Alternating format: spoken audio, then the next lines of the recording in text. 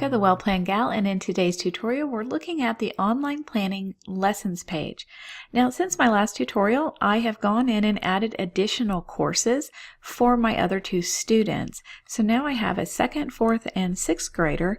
I've used a lot of Well Planned Gal's purchase courses, but I still have that custom course we created in math for Saxon Math 87. So now that that's all entered, what does this look like on a daily basis when I log in to do school? Well, that's where our lesson plan page comes into account. This is your default page, so when you log in, it's the first page you come to each day. And on it, it has the lessons for the day for each student. Now, if you're logging in on a day that you do not have lessons, it's going to default to showing you the coming week. All right, so here we have our 3 students, and we have each assignment. So let's walk through what's involved in the lesson plan page and what you can do. So at the top, like many of our other pages, you have your filters. Currently, we're looking at this week. We could look at today, last week, or next week, or a custom date. So very flexible here in what you'd like to see. Along with that, you can view your completed assignments, the incomplete assignments. This is very helpful for when you just want to see, if you're going through your day and maybe you're on your phone, maybe you're on your tablet, and you come to your desktop and you're doing some grading, and you just want to see what have you not marked complete. You can just click on View Incomplete Assignments. And then last, but just as important, depending on what state you homeschool and the requirements, if you have to turn in reports with grades, you can look at your completed assignments that have not been graded, and that allows you to quickly add grades. All right, to our far right, we have what's called our quick links. Here you can move all assignments for one or all students. So a scenario for that would be you put in that you wanted to start in September. You want to start your school year, and you get to September and all the kids are sick that first week. Well, not a problem. You can just click Move Assignments, and you can select the date you want to move them from. So let's say I select September 11th, and I want to move that forward by maybe a week. Then I would choose September 18th, and then I would select the students that this would involve. The whole house is sick, so I'm going to select all of them. And it's just as easy as that. And then you click Move Assignments, and it will move all of your assignments forward a week. That does take a little bit of time, because when you have 7 courses with 3 kids, that's thousands and thousands of assignments. You want to give that a little bit of time to do. All right, next you have Mark All Assignments Complete. Let's say you like to use my online planning because of the printables that match my printed planners. Or my printed lesson plans. And so you set it all up, but you really just print everything off, and you come in and you just want to quickly mark everything for the week complete. Not a problem. Selecting this, you give a date range. I want to mark everything for the first week of September complete. I just select that, or maybe just one day. Select that week, click on Assignment Complete, and Submit to Complete. Now, let's say I messed up and I marked everything complete, and maybe I marked the wrong week complete.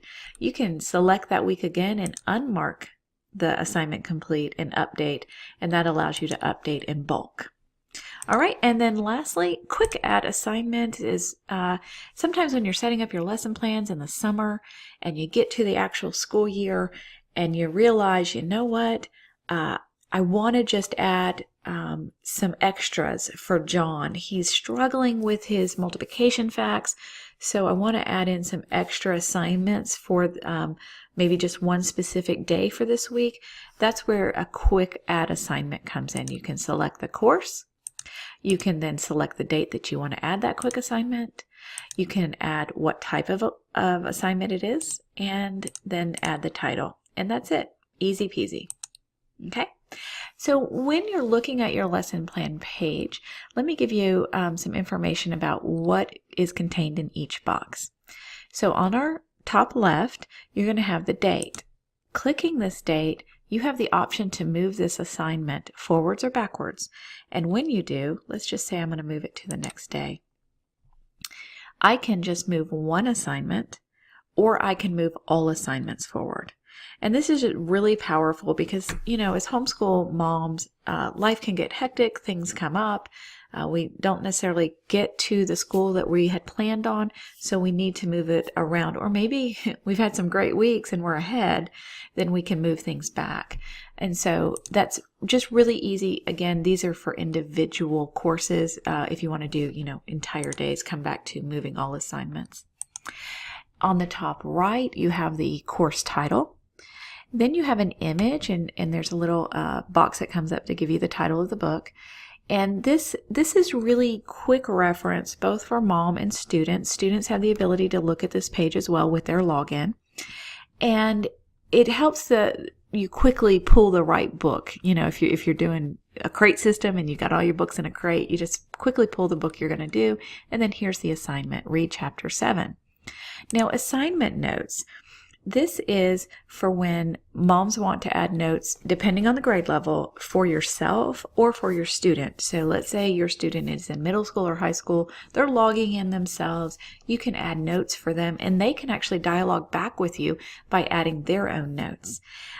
You can also delete notes by simply clicking the X box. And then these assignment notes, the first one that the teacher makes each day will show up on the student and the teacher plan printables. And that's just really important in case, you get to a school week. Remember, you created these assignments months ago and you want to remind your student of something. You can add a note and it'll show up on your printable. Down below, we have the complete, incomplete box, so you can mark this assignment complete or not. You can add a grade. Again, this is optional. Again, depending on the state that you live and the requirements.